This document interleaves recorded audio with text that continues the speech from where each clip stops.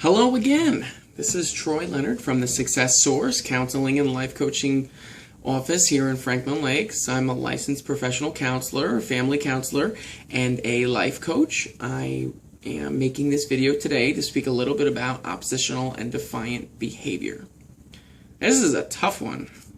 Many parents experience this, regardless of their child's age, either it be 2, 3 years old, from the terrible twos to the terrible teens. Oppositional and defiant behavior rears its ugly head, sometimes often. And when people hear oppositional and defiant behavior, or the term oppositional defiant, they usually will associate it with oppositional and defiant disorder, which is a diagnosis. In reality, you don't have to have oppositional defiant disorder. That child does not need to have the disorder in order to have the behavior. Now keep in mind, having the behavior is extremely disruptive inside of a family system, can be extremely disruptive in school, and often results in tantrums or avoiding tasks that are asked of a child. And what a lot of times parents have reported when I work with them in family counseling and parent coaching is that they feel a tremendous amount of anxiety, and they often will have genuine fear of the possibility of oppositional defiant behavior happening, and they almost become like emotionally numb, and they really feel disconnected from their interaction with their child. Now, let's talk a little bit about the behavior. The behavior itself is a behavior that is developed from avoiding undesirable tasks. And the motivation behind that is that the more oppositional and the more defiant a child becomes in a certain circumstance, the less likely that they may need to do certain things. Certain situations, you'd say, oh, well, how can that apply to everything? Yeah, this is a general example. Example would be, being polite to other people, doing tasks like cleaning your room, doing your homework, or even simply just interacting appropriately at school with teachers. I mean, that goes into the being polite and using appropriate social skills and interaction. And, you look at things like completing schoolwork and all kinds of stuff. It really can run rampant. And in fact, many times parents don't realize that oppositional defiant behavior is the result of a lot of issues that happen with kids when they're not doing well. Well, I'm going to give an example of how an oppositional defiant situation can spark up and how it can escalate. And then I'm going to give an example where certain interventions can be used. But keep in mind, these are general, and they have been used in a real-life situation, but in order for us to best serve you, you as your family and your child, we would be able to create a personalized, individualized strategy where we do parent coaching, family counseling, individual counseling, and at times we do home visits because sometimes kids come into the office and they don't really demonstrate the behavior. We come to you. All right. So a situation would be when a parent, we'll say mom, asks Johnny is a 9-year-old boy, to clean his room. Many kids don't like cleaning their room.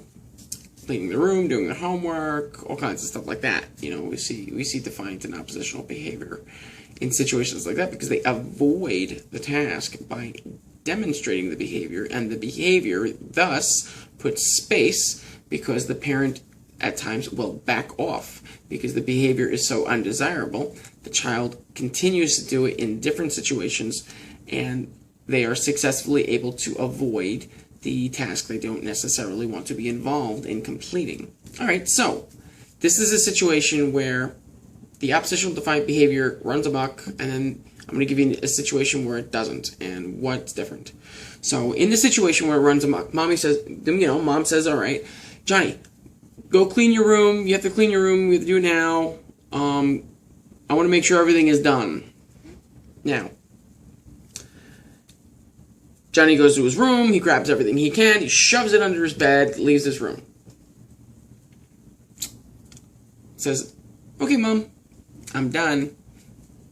Of course, he's got either a grin on his face or he's run quickly back to the Xbox because that is the activity he was doing when his mom asked him to go clean the room. So mom's like, okay, it was a little fast. Let me go check. She walks in. She sees some stuff still kind of a mess. But of course she checks under the bed and there's all kinds of stuff. Dirty clothes, heck, sometimes even food garbage, all kinds of stuff. Toys just crammed under there. Well, at this point, she raises her voice. Johnny, you get back up here now. Get off that Xbox. I told you to clean your room. You better come up here and do it right now. Johnny responds, I did it already. I'm not coming back up. I did it. You know, you told me I had to clean it. You didn't say anything else. It's unfair. And, of course, you know, thus some screaming and, you know, tantruming starts to begin. You know, you get... So Mom stomps down the steps, has her fist on her hips in the doorway of the den where the Xbox is kept, and she says, you get off of it right now.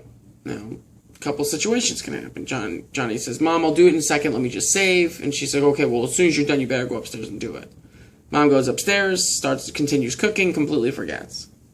All right, now we had some defiance and opposition that happened, and he was able to successfully defuse the situation, and he actually never ended up doing it. And now let's rewind back. Mom's in the doorway again, standing with her fist on her hips, you know, saying, Johnny, you better get off that Xbox right now, or you're punished. I'm going to take that thing. You know, you better go upstairs, you better clean the room. So, you know, get all that stuff. You have to put everything away. And at this point, in this situation, Johnny starts yelling, screaming, you know, I did it already, it's unfair, you're a liar, you told me that if I cleaned it I could play, I can't believe this, yada, yada, yada, and starts screaming, I hate you, I'm not going to do it, I hate you, I hate everything, you know, and just really awful, awful words start to come out at this point. Now, Mom, listening to these things, now her 9-year-old son, her firstborn, her little boy is telling her that he hates her. You know, it's a very visceral reaction. You know, you have parents at times. I mean, you know, for a mother to hear that, especially of her beloved child, it's like almost like, you know, the tears start rushing to your eyes. And then what ends up happening is, you know, Mom responds, yelling back, and in this situation, she ends up retreating to a degree because she's basically at the point of tears, and she's just trying to finish dinner because she doesn't want everything to burn, you know, all the food to burn and everything, and she's had it. She's like, you know what, I'm going to let your father deal with you when he gets home. Goes upstairs and is really upset. At this point, she may be crying, or, you know, she just needs time away from him because he said something really awful. In this situation, we saw multiple instances where oppositional defiant behavior kind of really led the direction of the situation. Now, ways to reduce the likelihood that this continues to happen. Now, keep in mind, this is a generalized example. But organizing the task first is really important. Making it crystal clear what the expectation is.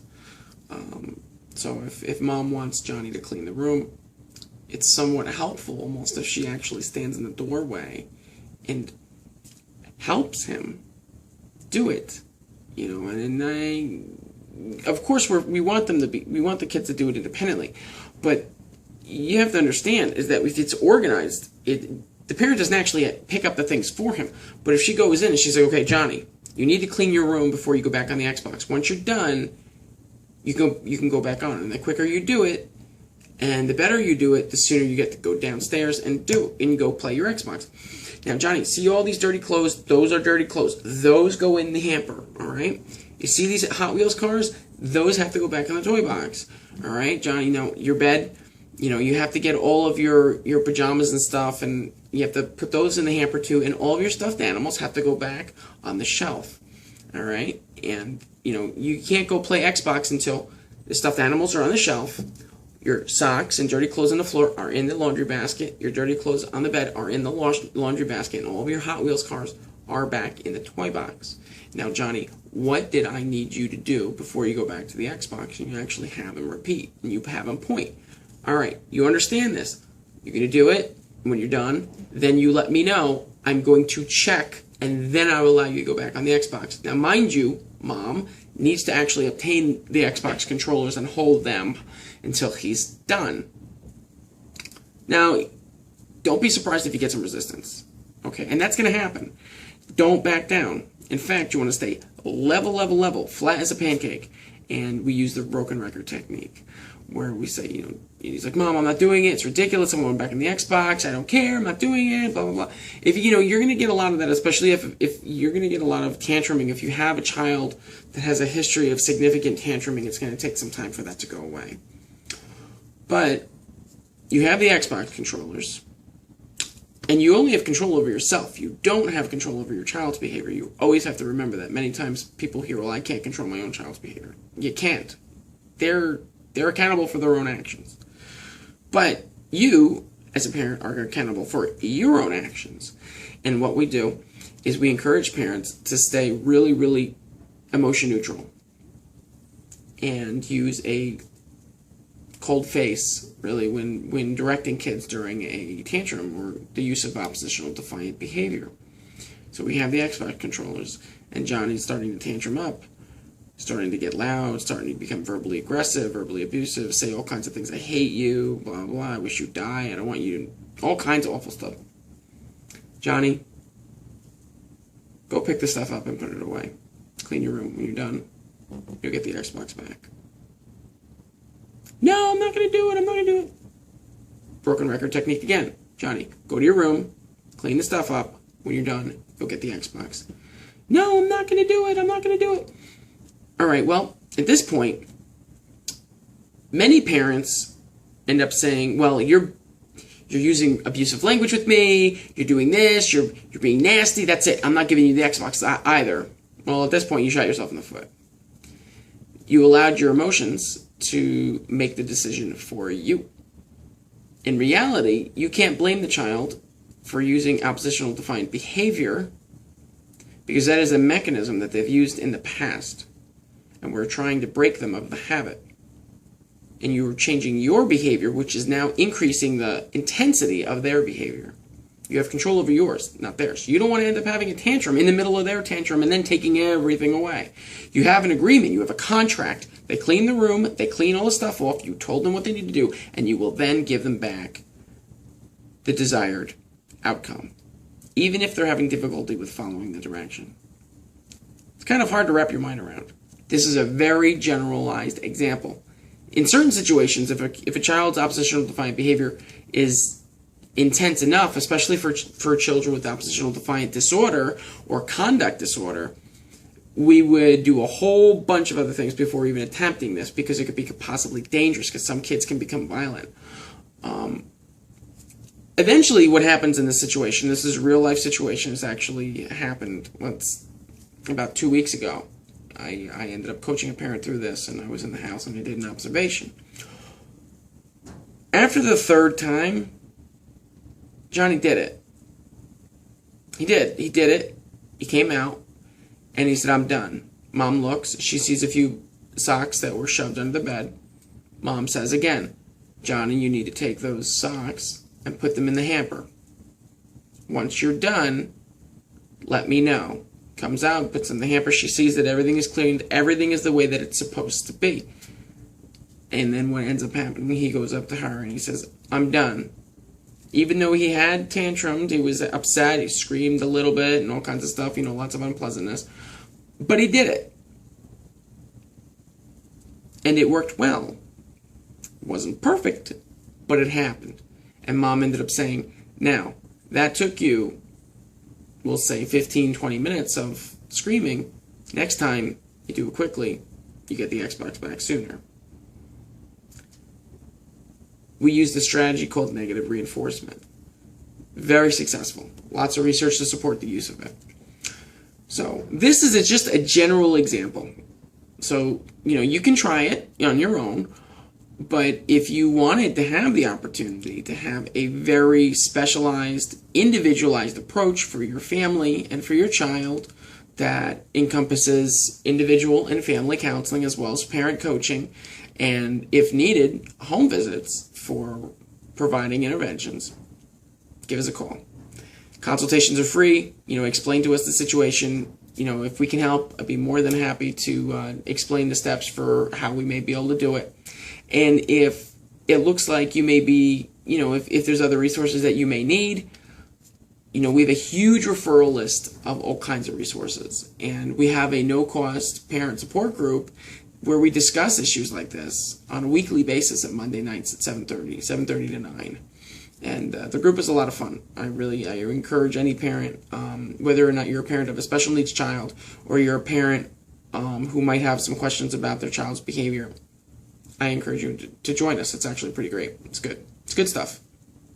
So I want to thank you for listening to the video. This one's a little bit longer than the other ones. I'm hoping you got something useful out of it. And at any point, feel free to send us a message on the website. And also, if you do have any questions, you can call us. I'm more than you'll end up getting me, Troy, and I'm more than happy to discuss with you some of the stuff in the video, and also if there's any type of services that we may be able to offer that will improve the quality of your child's life and improve the quality of your life. So thank you again for listening, and stay tuned because we're going to be making some more videos. Alrighty, take care.